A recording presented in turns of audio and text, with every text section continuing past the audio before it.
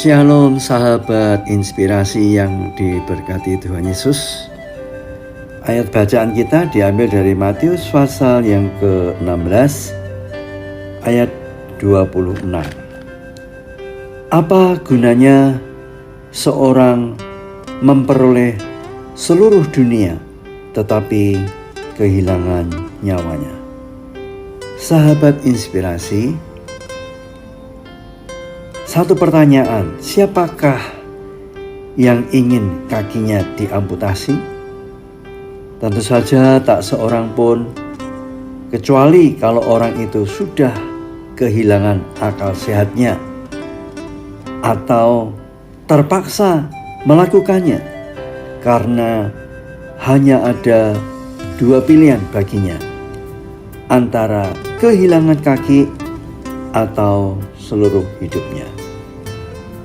Sahabat inspirasi, situasi bagaikan memakan buah si malakama ini seperti apa yang pernah diberitakan oleh surat kabar The Denver Post.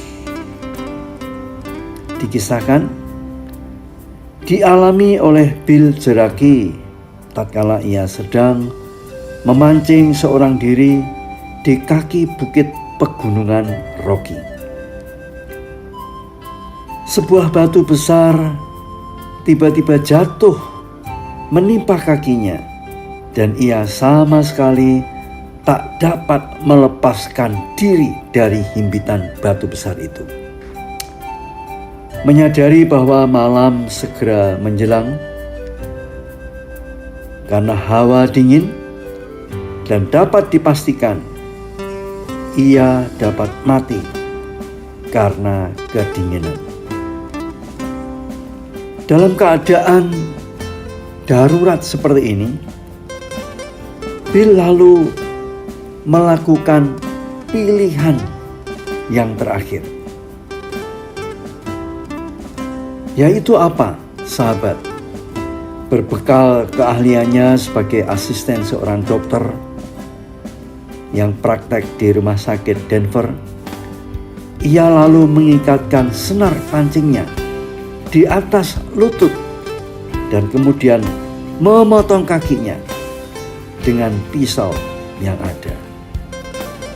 Dengan demikian ia dapat melepaskan diri dari himpitan batu itu dan segera melarikan mobilnya sepanjang jarak 16 km ke kota yang terdekat.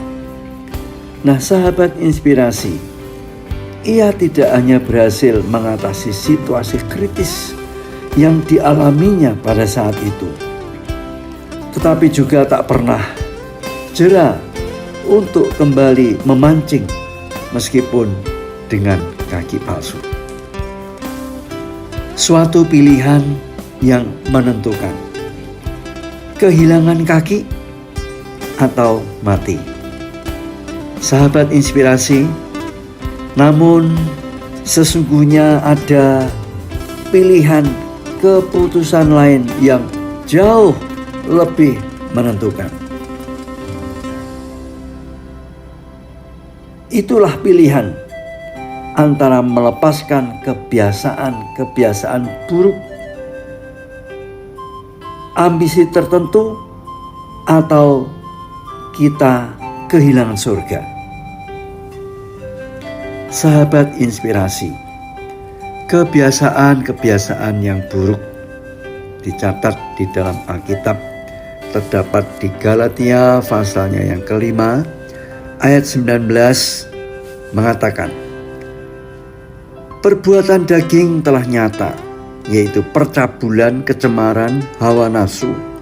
Ayat 20, penyembahan berhala, sihir, perseteruan, perselisihan, iri hati, amarah, kepentingan diri sendiri, percideraan, roh pemecah, kedengkian, kemabuan, pesta pora, dan sebagainya.